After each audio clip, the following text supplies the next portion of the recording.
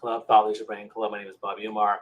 I am a 5-time TEDx speaker and Inc. Magazine Top 100 Leadership Speaker, and now LinkedIn Top Voice, and also from the Thought Leadership Brand Club, which is a membership community to help people elevate their digital voice and brand. I'm very excited to have our monthly live stream. I have 3 amazing speakers that are going to share knowledge about how to build meaningful relationships and how to cultivate those connections online and in digital, because I think it's a very hard thing for a lot of us to do. If you are joining us, we definitely encourage you to engage with us and share your thoughts in the chat box. Comment below in the chat box. Let us know where you're calling in from, North America, South America, Australia, Africa, Europe, Asia, or you can ask a question of the audience and let us know what's going on. But we definitely want to hear from you guys. So make sure you put your chats and comments below and say hello, because maybe then I could feature it, in the platform. I actually want to test this out because I have this. Oh, look at that. Get your questions ready. So there you go. We also might notice that, Bobby, you're so thin. Well, it's because I'm using portrait mode, and that's why it's very slimming. And hopefully you'll find this new experience to be value adding. You'll enjoy it. So I hope you enjoy that. I'll start off, by getting the folks to introduce themselves. We'll start with Ariel. Ariel, please introduce yourself, and then can you pass it on to the next person and the next person, so that I have to keep talking. Of course. Good morning, everybody, or whatever time zone you happen to be in. I'm on the East Coast of the United States in Spartanburg, South Carolina. My name is Ariel Lee. I cannot talk on a recorded thing about what I do for a living, but I'm super happy to connect with everybody on LinkedIn who happens to be watching this live, if we are not already friends.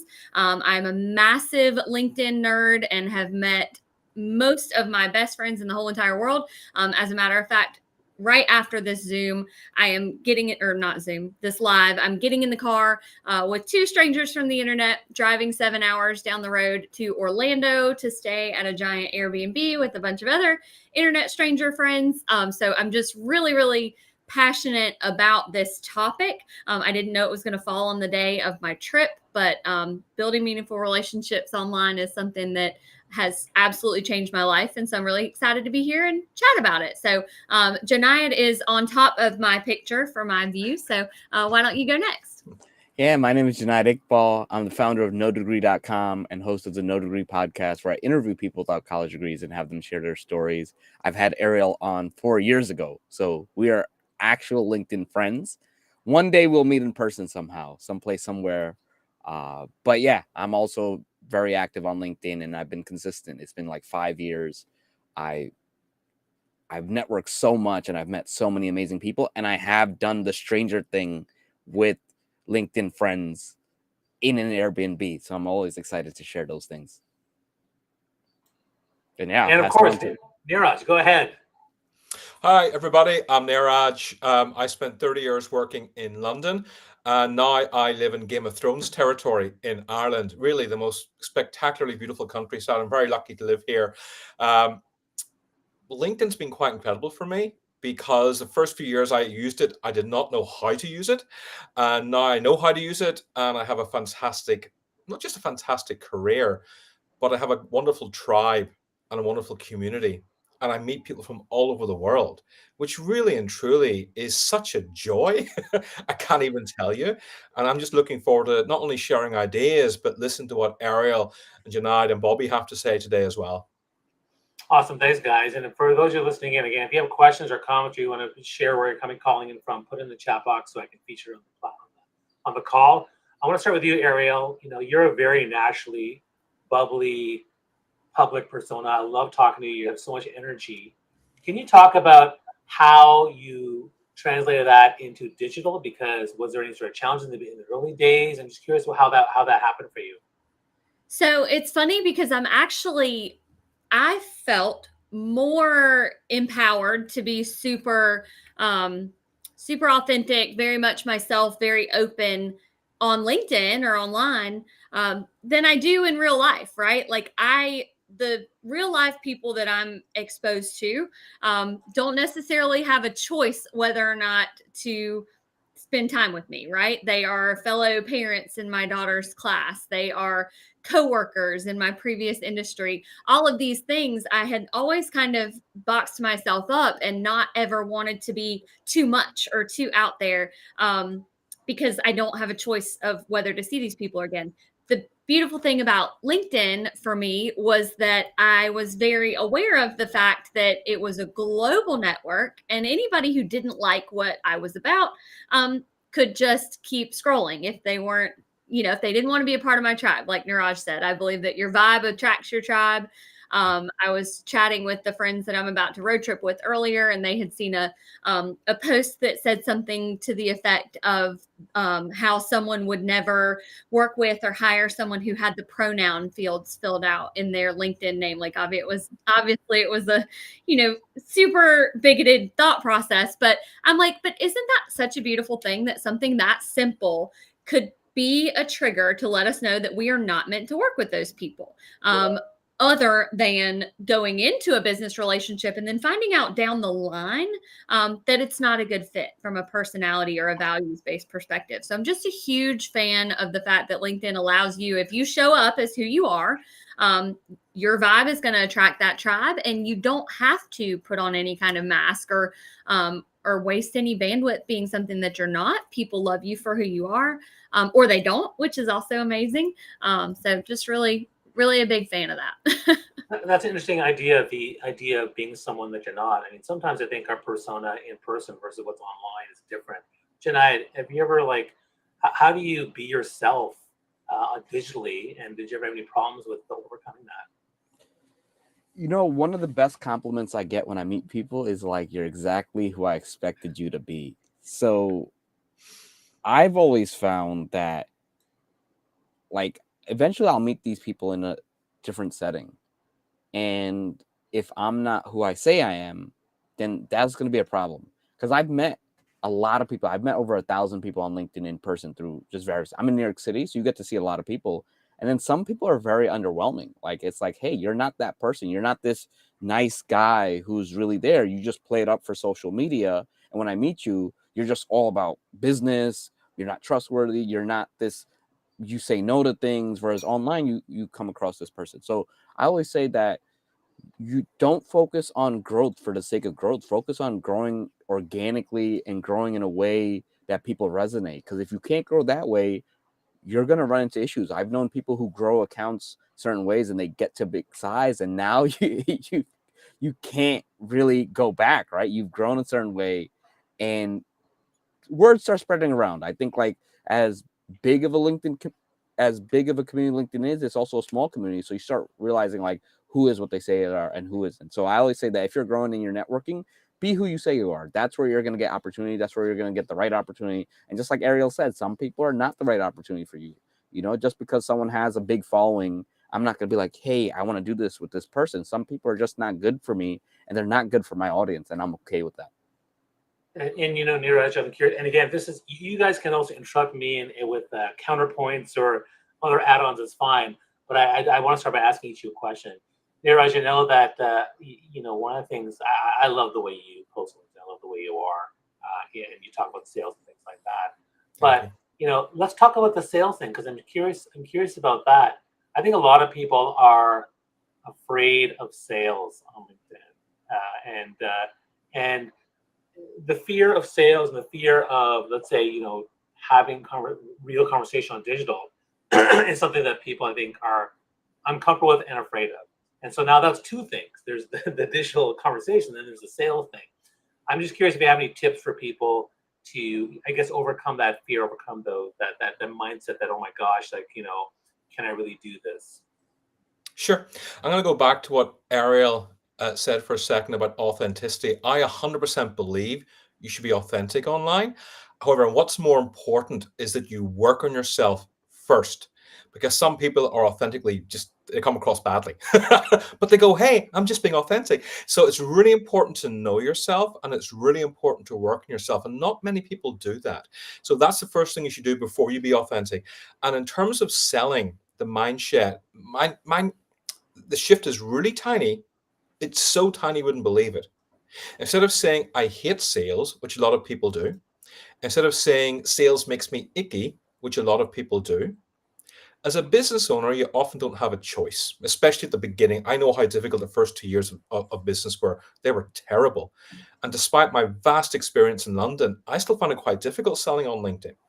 But when you change your attitude from I'm going to sell to people to I'm going to help people and I'm going to give value to people and I'm going to solve problems, all of a sudden selling becomes a better way of doing business, a better way of showing up, and also a much stronger way of building relationships with people.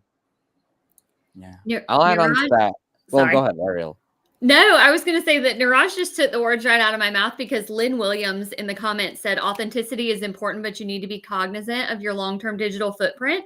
And so what I always tell people is that if you are a jerk, work on that first before you try to develop a personal brand. I have zero qualms or concerns about my digital footprint because even if I put things out that are silly or ridiculous or, whatever, it is true to who I am. So I would never put something out that was unkind or untruthful because that's not who I am. So I think that folks that are worried about their digital footprint are people who, like Niraj said, probably need to work on a little bit of self-development before they focus on any sort of personal branding effort. But I'm so sorry to interrupt you, Jonaed. No, I mean, I didn't even get started, so you didn't interrupt anything. See, they're so And- polite, these relationship builder people. I love it. Yeah. So one thing I'll say is like when you're going online and you're in business for yourself, oftentimes, and this Ariel's former career, people have this perception of the used car salesperson, right? That hey, you need to buy now, quick, this high pressure sales. And that exists online. But I always tell people, and they're worried about this criticism, like, oh, someone's going to comment and be like, oh, you're selling. What are you doing? And everyone's just supposed to post. And I tell people, it's okay to sell. It's okay to add value. It's okay to get customers, especially if you have something that they can benefit from. And, you're worried about this commenter. The commenter works for a company that has salespeople. So I've had people criticize me and I'd be like, well, you work for HubSpot and I'm getting emails for them salespeople. So, it's like this cognitive dissonance as like a lot of people who don't work in sales, they just assume that money just flows into the company somehow. There has to be a way, right? They have to have some marketing. They have to have some sales. So I tell people, ignore those other people because there are other people who are going to be like, hey, Ariel, you have what I need. Jonaed, you have what I need. Niraj, you have this thing. Who cares about some people who are criticizing you who would never buy your product anyway? There are other people who are like, they're browsing the feed and you have something just like, you help people with the TEDx talks. And it's like, there are some people who are genuinely interested in that and they want to hear that. And the fact is we have to make a living, right? So you have to. And then one comment I'll say is I'm so glad I got online because I have found that online friends will support your business more than people in real life. It's just for whatever reason, I find that there's something special and they give you a reach that you can't get in person. I mean, I think a lot of people struggle with getting online. I mean, one of the things that I tell people to get started with is, get clear on your objective. Like, what are you trying to do? What's your brand? What's your target audience? Like, think about those things. Like, why am I on LinkedIn? Why am I on other platforms? And are you there to just, like I'm on, like Twitter, I'm there. Twitter, I'm talking about politics, right? And on Instagram, I share family photos. Like we celebrated Eid just on Monday, so like that was a big thing. And then what am I on LinkedIn for? And I think about those things. And I think for a lot of people who are trying to figure out, how to build relationships digitally. I mean, the pandemic certainly threw us into that digital landscape most of the time. And now we're trying to traverse both the in-person as well as the digital. So I think a lot of people still struggle with that. I kind of wanted to throw it to the panel to see, like, what do you think are, why is it so hard? Why is digital relationship building and cultivating new relationships so hard? And maybe I'll start with you. Niraj. Digital is so hard because a lot of people, when they're unsure of how to do something, default to cliche. So when people try and build relationships with me, they genuinely think that by talking about their business and trying to sell to me is a good way of doing it. A good example is my birthday every year. I would get at least 8 to 10 people saying, happy birthday, Niraj. Because it's your birthday, I'd like to give you a 30% discount off our software. I'm like, no, this is not. Stop it. And, you know, I have literally had about, I don't know, say about 1,000 LinkedIn DMs and emails this year from people trying to sell to me. I have met one person. I'm almost about to buy from him. And the reason I met him was he researched my company. He looked at my post. He made an effort. And to anybody out there that's a bit unsure, or maybe someone maybe who's an introvert and thinks, oh God, I can never do this. There's two things I want to say. First of all, if you make an effort, you will stand over and above 99% of people on social media in general who make zero effort. And the second thing is, as Bobby and Ariel know, I flew back from a LinkedIn training session yesterday in England, and I would say 90% of the room were men under 30 who use social media a lot, but were terrified of selling on LinkedIn.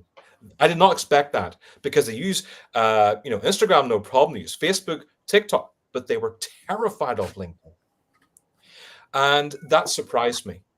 And I kept saying to them, okay, instead of typing a message to somebody, let's be different, because LinkedIn is not just about being authentic, which it is. It's about standing out. And one of the smartest things you can do when you connect with people, because nobody needs more messages, is to send a video or send a voice note, because your energy, your enthusiasm, your passion, your tone, everything comes across so much better on a voice note or a video. And that's certainly how I communicate with so many people. I mean, Bobby, almost all our conversations are voice notes because A, I find it easier, but also B, I can communicate so much better that way. What about you guys? Ariel, what do you think about that in terms of, overcoming the struggles or the challenge to, for people who are trying to figure this out? So I think on LinkedIn specifically, there's a lot of folks that go into it and just overthink the heck out of it.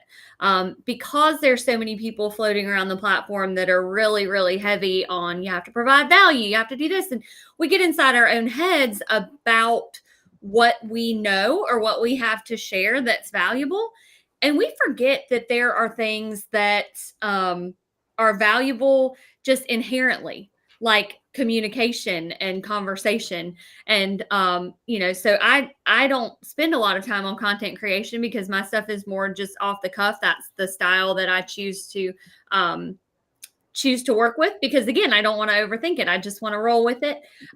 But there's a lot of value in creating conversations. And I think and entertainment is a value. So I think people get in their heads about, oh, I don't have anything worth sharing. I don't know anything special, or I don't do anything special. And that's, so many of the brilliant LinkedIn coaches that I know and I'm friends with, that's the main thing that they accomplish with their clients, is just having a literal 20-minute conversation to pull out of them all their life experiences and their things that are different or unique or special that they can talk about.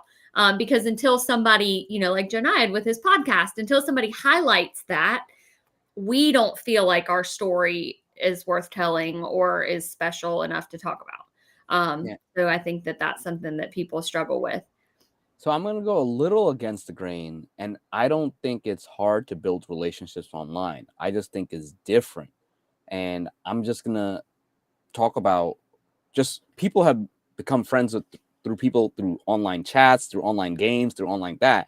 I just think people don't realize, like, hey, just because I don't meet someone in person does not mean I can't consider them a friend. I think it's actually easier because in real life, right, you have to meet them. There's some proximity, right? You meet people through school, work, the community, and all that. Online, that is the community. So, Ariel's done a great job at it. Like, when I started on LinkedIn 5 years ago, I just used to comment. And I find that you can just comment, you can do things. You can never create content and make a lot of friends. So I think it's about that commenting. And sometimes people feel weird, like, can I comment?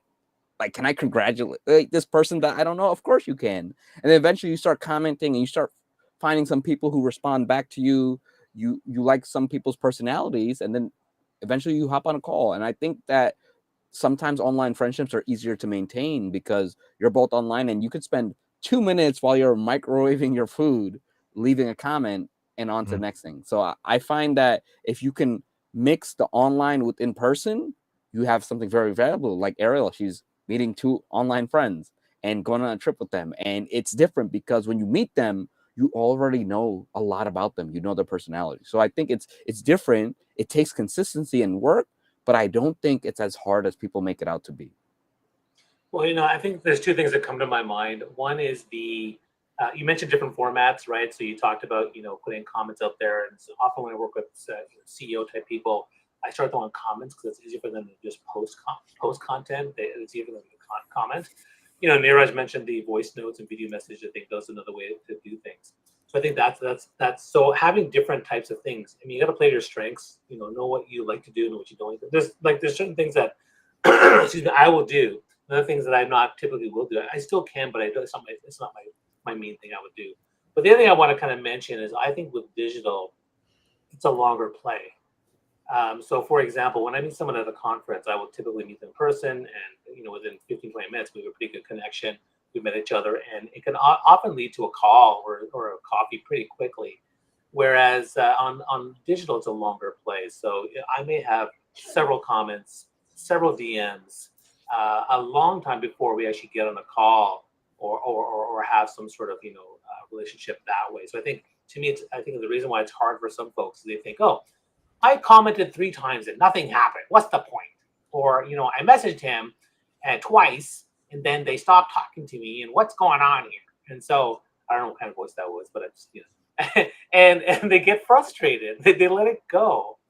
And so, I'm curious what you guys think about that. I mean, I'm thinking that there's a longer, when you think about building a meaningful relationships, and there's certainly the instant connection piece, but then you have to build a longer connection. I mean, I'm curious for you guys, what are some of the strategies you employ, including tactics, to build that long-term relationship?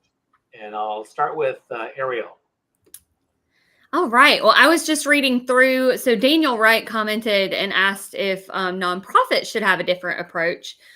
And I just wanted to address that question that Sure. and again, this is just my opinion, and my approach to LinkedIn is very casual and lighthearted. So take it with a grain of salt. If it doesn't resonate with you, that's totally fine. But my thought process has always been that humans do business with humans. And in nonprofits, your business, right, are volunteers and fundraising.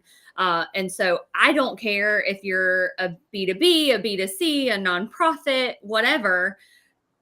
I think that you show up as a human being on LinkedIn, you form valuable relationships because you never know who knows somebody.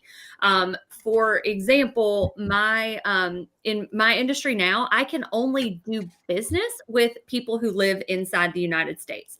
Now, does that mean that I turn my nose up at someone like Niraj who lives in Ireland and say, well, I don't want to be friends with him because there's no way that he can ever be a client of mine?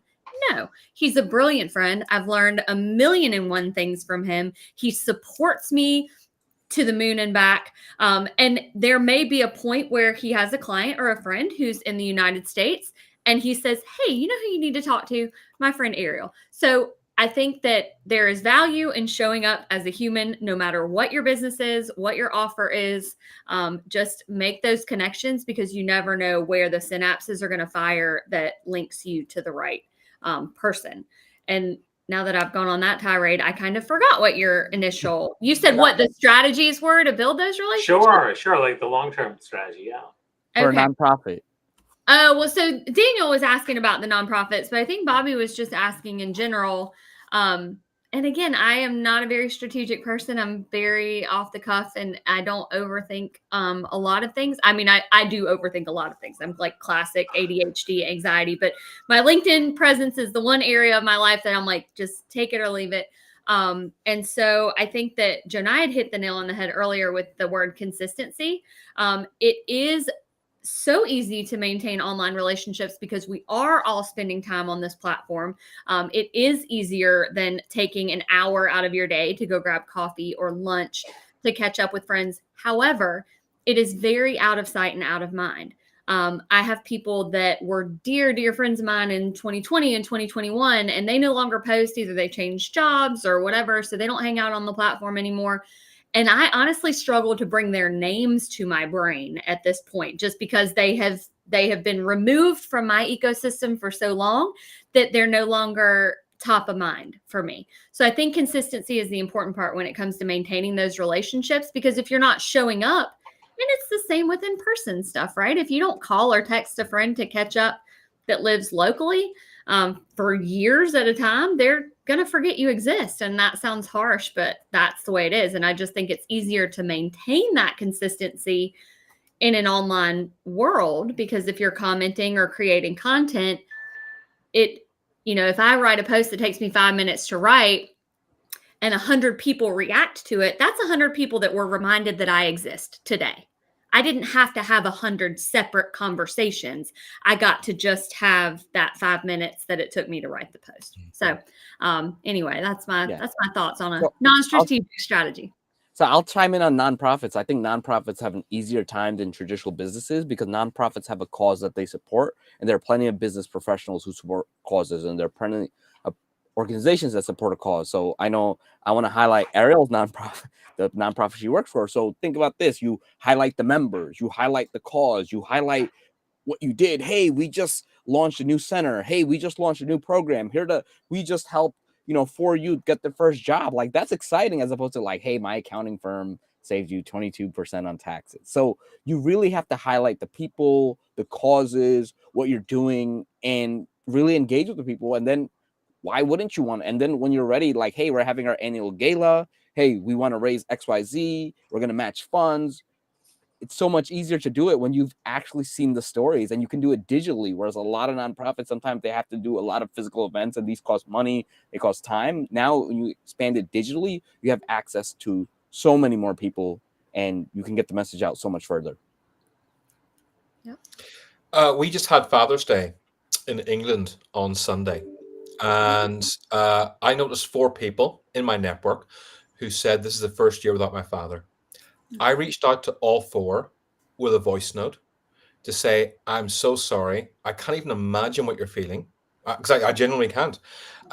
Here's my number. Here is my email address. Please reach out. Let's have a Zoom. I'm not going to give you my advice unless you want it. I'm just simply happy to listen.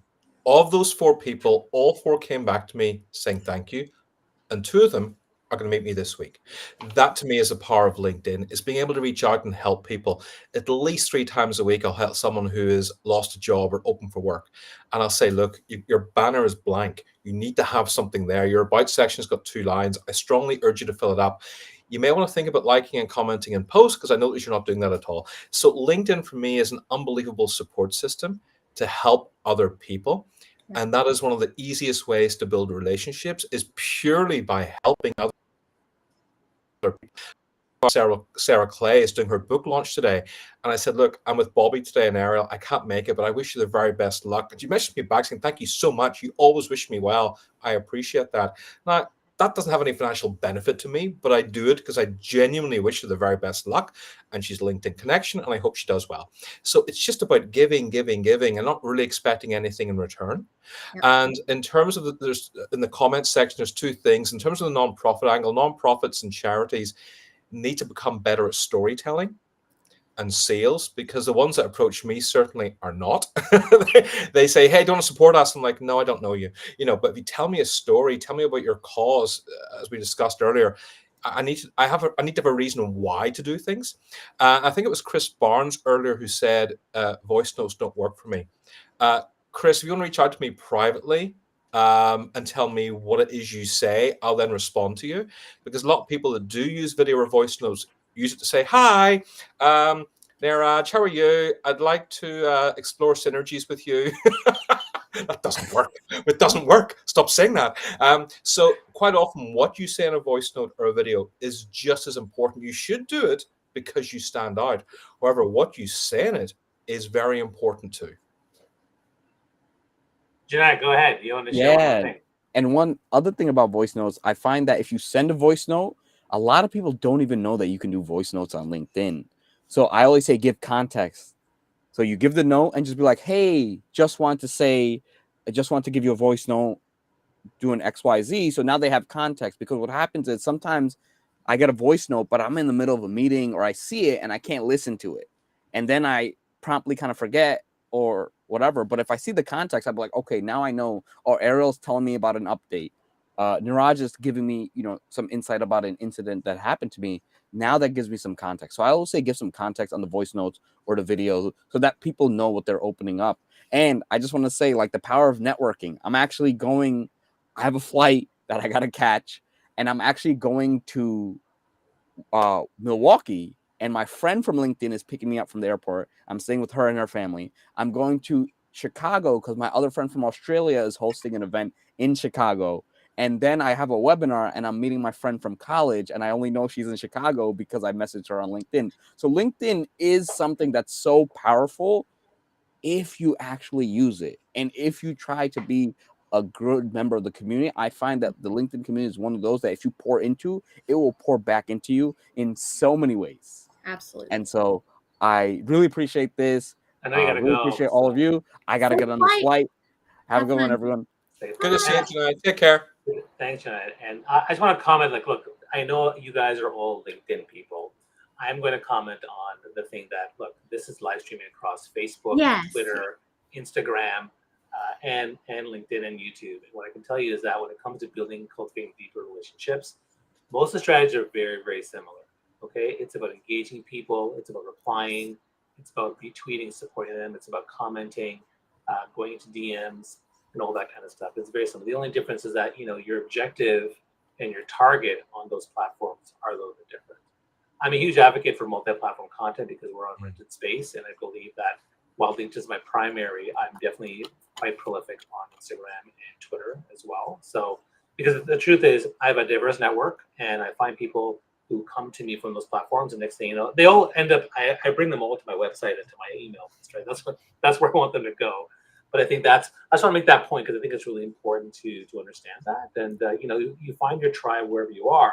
But I think there's huge benefits to having a diverse retail there. So just want to share that. But what I want to get into now, guys, and again, I haven't shared as many comments because it kept covering Niraj's face, and so now that Jonaed's gone, I can share the comments.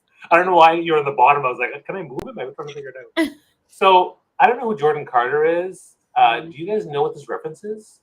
I don't, and I do notice this is a YouTube comment, so I don't know if he's a LinkedIn person or if this is on a different platform. It's a YouTube comment. Yeah, right. So if you would like to elaborate a little bit on that, put that in the comments, and I'll be able to see it because I'm curious what you're talking about. I mean, again, I send voice notes on Instagram and Facebook messages as well as LinkedIn. I love doing voice notes.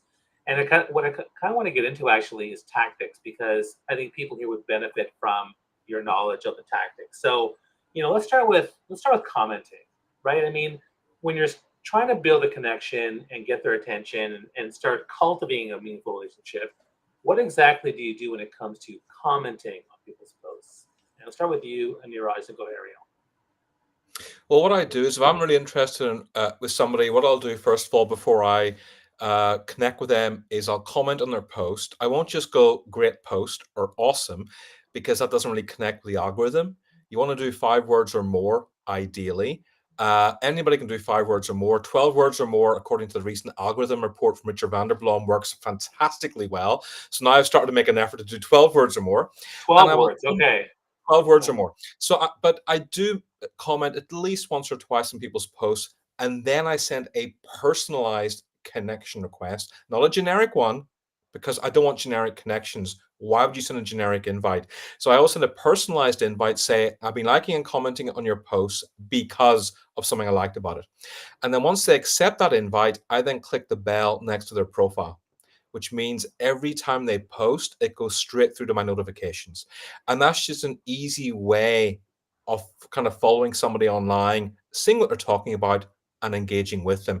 And it's something I encourage people to do because it's a great way, because sometimes you don't always get what people are talking about online. Sometimes it doesn't show up in your feed. I believe only about 20% of your connections content shows up in your feed, which is terrible. So clicking the bell next to the profile is a sort of a more effective way of doing that. And that's how I build a relationship. And by the 3rd or 4th time I've commented on their post, if I want that person to become a client, then I reach out to them with a video or a voice note. But only business owners are really my client. Not again a salesperson, but really it's business owners.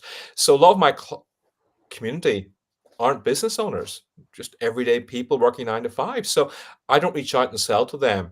but I still give them value. I will still wish them happy birthday with a voice note or a video.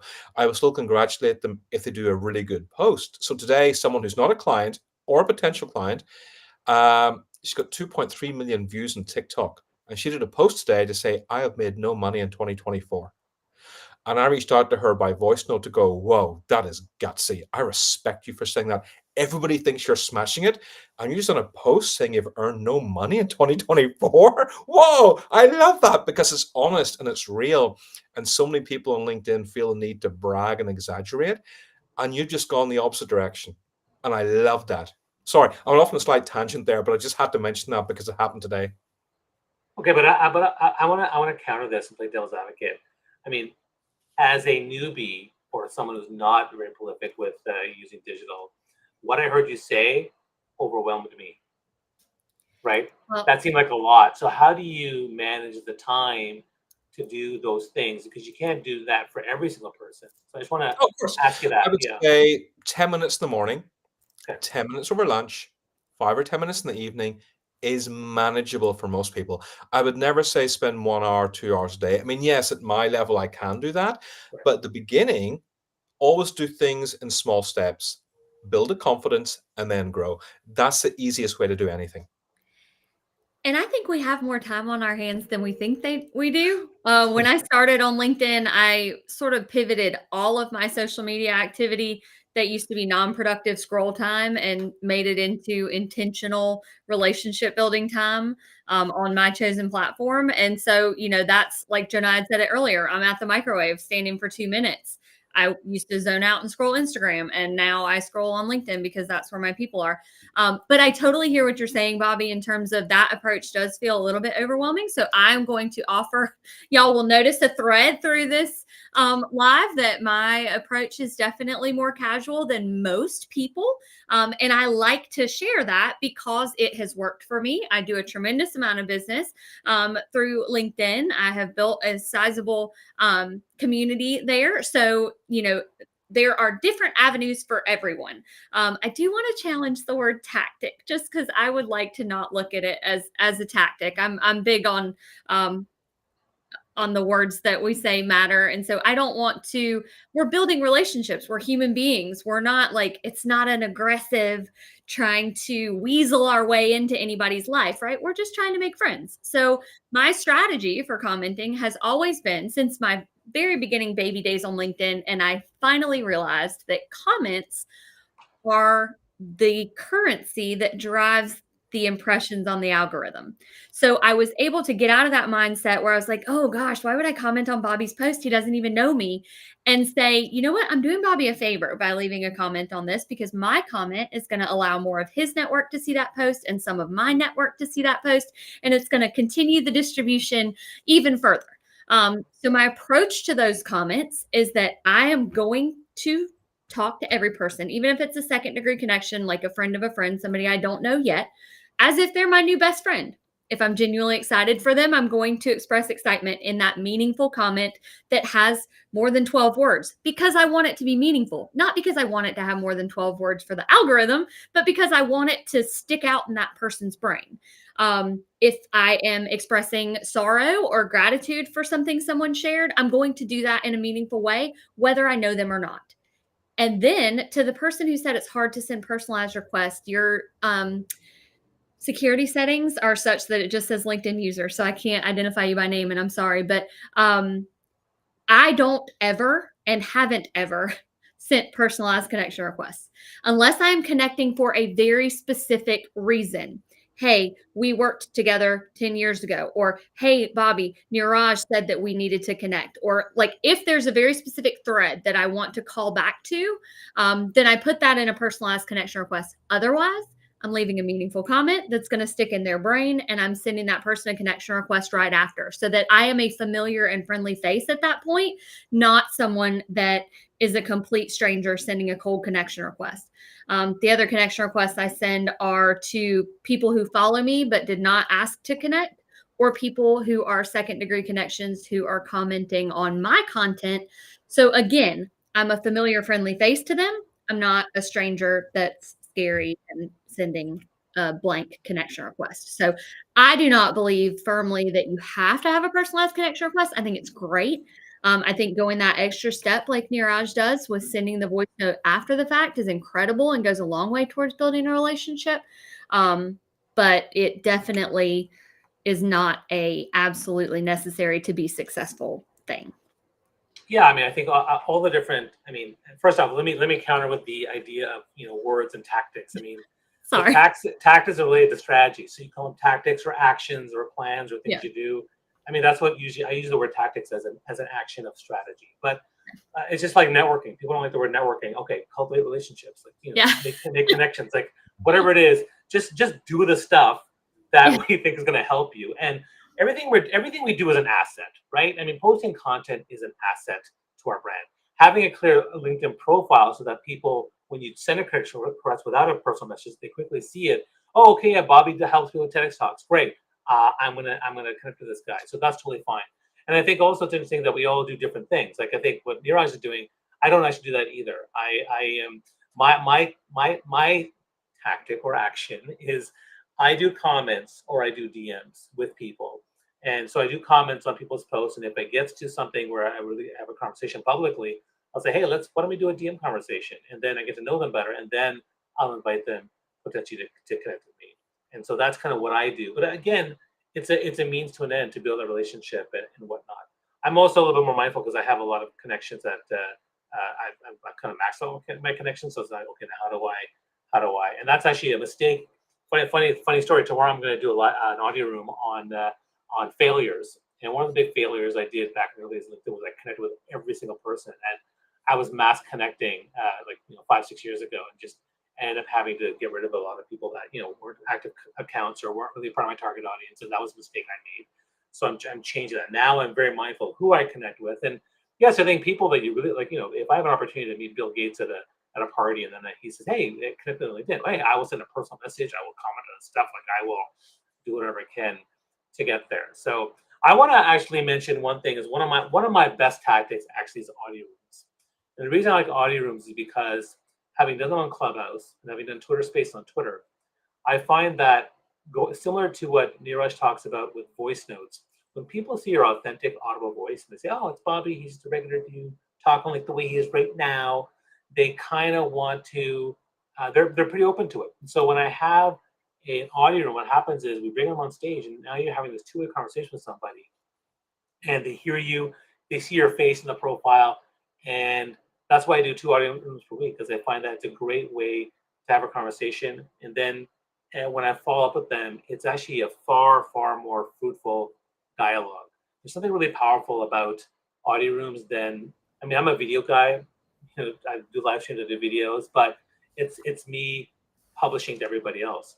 With audio, they're there with you having a conversation. So I'm a huge lover of audio events, and I kind of encourage everyone who's listening in to think about that and try those out, because we have tactics that work for us, and we have actions. We try these actions. Your word. We have actions and things we use that work for us, and some that don't, right? So I'm curious about that, because are there things that you do and other things that you don't typically do? I mean, when it comes to your relationship building on digital. So I love, and Niraj and I actually formed our relationship, and I think, Bobby, that's how we met too, is on Clubhouse. So we are huge fans of the social audio. Niraj and I hung out almost daily for a couple hours a day back in like the early part of 2021. And our mutual friend Liam Darmody said back then that social audio was the gasoline on the fire that our LinkedIn relationship started, right? So you might have been already connected to these people, but being able to have a two-way dialogue and hear the voice and the inflection and all of that was so powerful, and just really, really dug those relationships a million miles deeper than they ever would have been had they stayed surface level. So no matter what path you take, getting the relationships offline in some way, whether it's social audio or video or a Zoom call or a phone call, an old-fashioned phone call, it's so important to deepen those relationships. I think that it really does matter. regretfully do not utilize them as much anymore. As you can see, I'm in like an actual office. I no longer work from home. I just simply do not have as much time in my day as I did in those earlier days of the pandemic. So I try to pop in when I can. Our friend Andy Foote leads the social club every once in a while. Liam actually has a LinkedIn block party going right now with Ashley Beck Quaylar that I butchered that name, Quayar, that they recently started hosting. So I pop in when I can, but it's not an intentional part of my strategy like so many other things are. I'm not allowed to do videos, so I don't do that. But I do think those are great relationship building things, especially if you're early on in your journey. I'm kind of at the point where I am excited to log in every day and meet new people and make new friends, but I'm not as aggressively trying to grow as I used to be. And so I'm just sort of killing. So. Yeah, no, I totally get that. And I just want to mention that too. Like, on Clubhouse, I met all these people by running LinkedIn Mastery. I met Leah Turner, Andy Foote, John Aspirian, Joel Algie. All these people came into the rooms, and you guys as well. And that was the huge start of my community building on LinkedIn. So I think that's been a huge part of it. That's actually how the Thought Leadership Brand Club started. We started there and grew to like 37,000 followers. Now we have this membership community. This live stream is brought to you by the Thought Leadership Brand Club. It's a membership community like the other ones you see out there, but basically you be part of like-minded people. There's trainings. There's great people out there. We have a training every Thursday at 4 p.m. You can join us and see what it's all about. So make sure you check that out. And yeah, one of the things I want to talk about is, let's start with personal branding. Okay, I mean, relationship building is a core of your personal brand. And I kind of want to get a sense from you guys. Start with you, Niraj. Why personal branding is so important and how relationship building is fostering that personal brand. Well, somebody in the chat just brought up something I was about to say. People don't buy from companies, they buy from people representing those companies. And that's so true. And in my industry, I work in two industries. I'm a sales trainer because I've worked in sales my entire life. And I'm a LinkedIn trainer because I'm a LinkedIn top voice. I visit LinkedIn HQ very regularly in Dublin and Europe. And I talk to people there and I teach people how to use LinkedIn. And now, as we all know, in the last year, every man and his dog and his friends are a LinkedIn coach or LinkedIn expert. Every marketing person's a LinkedIn. Everybody's trying to offer LinkedIn in some way. And I would say about 10 to 20% of those people are very good at their jobs. The rest of them are what I call chancers. Because I know they're chancers because between a month or to 6 months after they post that they're crushing it and they're turning away business, they approach me privately saying, Niraj, out of curiosity, how much do you charge for coaching? I know what we charge, but what do you charge? Ask me questions that nobody in their right mind who is successful would ever ask. And that's how I know they're chancing it. So I say, look at what a lot of people in your industry are doing and don't be afraid of going in a completely different direction. So most LinkedIn people will teach the same thing: optimizing profile, how to write content. What I focus on more is sales and selling, because most people don't do that. When it comes to sales training, most sales trainers are often quite passive aggressive and they focus on the sale. What I focus on in sales is mindset, vision boards, routines, habits, emotional mastery. Because if you can't get that right in sales, nothing else matters.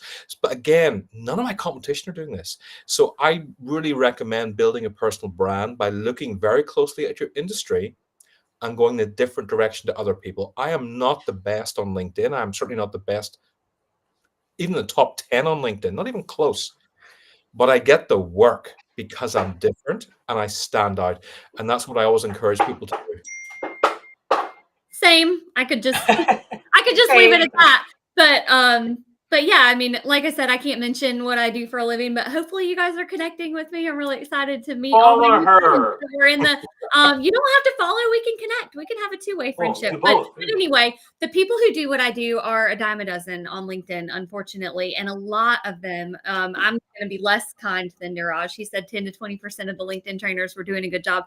I think maybe 3% of the folks who do what I do are doing an okay job at LinkedIn. And so it's just so powerful if you show up in a way that is slightly different and unique and true to who you are. So I always said, Niraj and I always joke about the use of emojis in a post. I had somebody tell me years ago that they didn't feel like that was appropriate. It was probably 4 or 5 years ago. And they said, Ariel, I love what you're doing on LinkedIn, but I just wouldn't, use emojis on a professional platform. And respectfully, if somebody's turned off by emojis, there's going to be 1,000 other things about my personality they don't like. So it's really great that they know that up front.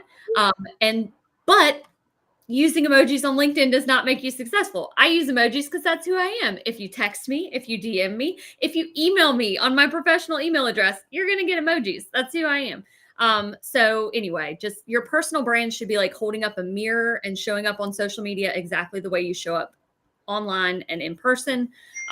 It shouldn't be something that you have to craft or really take a lot of energy into forming. It should just be exactly who you are. I'd also like to add, sorry, go ahead, Bobby. No, please go ahead. Go ahead. Somebody made a Jim Rohn quote earlier. I'm going to do another Jim Yes. Rohn quote. Success leaves clues. Find successful people who are doing well and learn from them.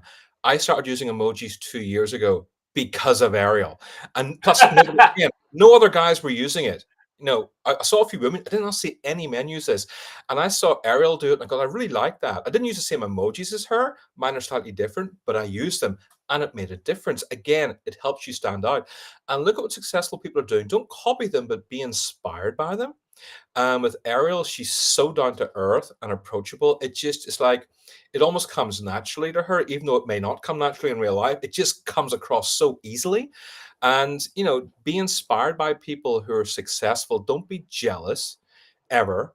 And don't compare yourself to other people, but be inspired by them on LinkedIn and think that's what I'd like to be like. Not exactly like, but in the sense of being inspired by them. And I do that a lot. When I see people more successful than me, I don't go, they got lucky. I never say that. I'm like, that's fantastic. How did they do that? That's brilliant. Be inspired by people who are doing well. That's a great point about the emojis. I think I started doing emojis because I saw someone do a post. Oh, those are kind of fun, and I'm a fun guy. Maybe I should be doing these. And I don't know who it was, but I can imagine it being Ariel and just like, oh yeah, I could. or maybe Leah Turner or something like that. Like, yeah, let's do this. So I do them now all the time, almost all the time. I sometimes rarely do it without them. So in fact, I feel compelled to put an emoji. I want to add one thing about the personal branding, which is, look, personal branding is very often used as a means to stand out, which is great. The thing that I always advocate for personal branding is that if you do the deep dive work on personal branding, which is a little bit of work and deep dive work, you get more clarity and focus and direction. So when I know who I am and how people like me and want to experience me, then when I put comments, when I reach out to people, when I'm engaging in conversations, it's much more focused and purposeful and meaningful than wandering all over the place. And so I think that's one of the reasons why personal branding is so important when it comes to doing that. And so yeah, I think that's a great piece. This has been great. A lot of people have been commenting from all over the world, which is great. We do appreciate it.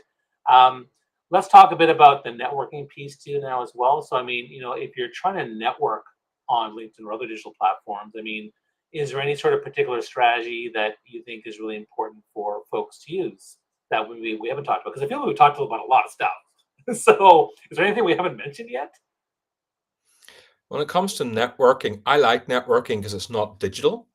I don't enjoy online networking events. I've tried them. It's just not for me. I'd rather drive and see people face to face, shake their hand, look them in the eye. And a lot of people pitch networking events, or even worse, they go, hi, what do you do as soon as you meet them? And I feel often judged when people ask that. And I know when I used to ask that question, people felt judged. So when I go to a networking event, I always say, so what brought you here today? It's a really nice, open question, not offensive. What brought you here today? And I listen to what they say. And second of all, I always ask them, who are you interested in meeting? And if I like the person, I'll introduce them to somebody they're looking to meet. Or I'll say to the organizers, who in this sector do you know they could meet? And that's really the key to networking events. It's asking questions, it's listening. If you're an introvert, especially if you're an introvert, and my daughter's an introvert, she hates networking events. And I said to her, sweetheart, just ask questions and listen. You don't have to say anything at all. That's what she does. She asks questions and she listens. People think she's fascinating. She barely says a word because she's an introvert. She doesn't want to speak. She's happy just sitting in the back of the room and not talking to anybody. But when you ask questions and listen, you come across very well at networking events. You don't have to be the loudest person in the room. You don't have to be the best storyteller. You don't have to walk in like a peacock saying, hey, look at me. Walk into a room and say, hey, how can I help you? It's just, it makes networking much more enjoyable.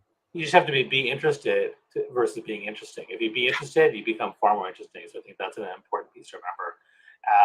Era, any thoughts on this? Actually, No. before you do that, let me add. I just thought of something too. Niraj made a great point. So you meet people in live network events, and now we transfer them into digital, right? We get their business card, we get their emails, we connect them on LinkedIn. So now, what do you guys do? Like, how do you transition from the in-person to the digital and then maintain that connection? Ariel, maybe you can talk about that. It all harkens back to consistency, whether that's consistency maintaining a DM back and forth if they're not someone who's engaged on the feed, or consistency in the comments, whether you're commenting on their post or they're commenting on yours. Just maintaining that visibility where you're going to remain top of mind for that person is so important. And I think that taking in-person relationships online makes it all the more easier. Thanks, guys. I think we're coming to the end of our time here. Yeah. I want to thank everyone for being here. Keep sharing your comments, keep tagging us. You can share this live stream. It's public on your profiles. You can reshare it with folks and let folks know what it's all about. Niraj, how can people follow you? How can we support you? Let us know what you're up to. If you really want to support me, yeah, support this guy, please. We love this guy. Come on. You want to support me? Go to YouTube, type in "Everybody Works in Sales" and press subscribe. I've just relaunched my YouTube channel. I spent a lot of money on it, and it's really hard getting subscribers. On LinkedIn, it's easy getting followers, but on YouTube, it's hard. And just to let you all know, you click subscribe on YouTube. You don't go into my sales funnel. You don't go into my email system. You don't go into anything. You will just get value by videos every week. And that's my goal at the moment. Or follow me on LinkedIn. I like to get personalized requests only because I like to know how I got to know somebody. And when I send requests to people, again, at a networking event, I will always say, hi, we met at this networking event and you mentioned ... I do that for two reasons. A, it helps me keep account of how I know somebody, but also it shows somebody I was listening. And it's really important people know I listen because I work in sales, and salespeople are notorious for not listening. So again, trying to do the opposite of everybody else. I love that. Ariel, how about you? I am on LinkedIn an inappropriate amount of time. So the unicorn is not in my name on LinkedIn. So it's just Ariel Lee. The unicorn is in my headline. Would love to connect with everybody. I'm going to go back through my recent followers just in case there was anybody who didn't know that they had to click more and then connect, so that I can reach out to you. But I appreciate everybody being here. Hope you found it valuable. Bobby, thank you for hosting as always. It's been a pleasure. Hope you guys have a great rest of your day. Thanks, everybody. And just on my note, on Friday, I'm doing a TEDx webinar that's free. You can register. I've already posted about it on my weekly post. Actually, just this morning, you can take a look at that. If you want to be a part of that, learn how to land a TEDx talk. And then TLB Club hosts their weekly Zoom masterclass. I'm going to try to get you guys into this thing at some point if it's possible. But basically, this time we had Heather Epstein talk about communication strategies at 4 p.m. Eastern. And then I'm doing a LinkedIn audio room. I do them twice a week, Tuesdays at 4 p.m., Thursdays at 2:30 p.m. Eastern. Tomorrow I'm going to talk about embracing failure. I'm going to share 3 specific examples where I failed and what I learned from it and how I overcame it. And I think you'll find that really interesting to show that, even though there's some amazing people out there who are doing some great things, we also have sucked at many times in our lives. And I think it's important to share that. So if you like this live stream, share with the world. Thanks to Ariel. Thanks to Niraj. Thanks to Jonaed. Follow these people. Thanks, everybody. Have a wonderful, wonderful week, and we'll see you guys soon. Thanks, guys. Thank you, Bobby. Ariel.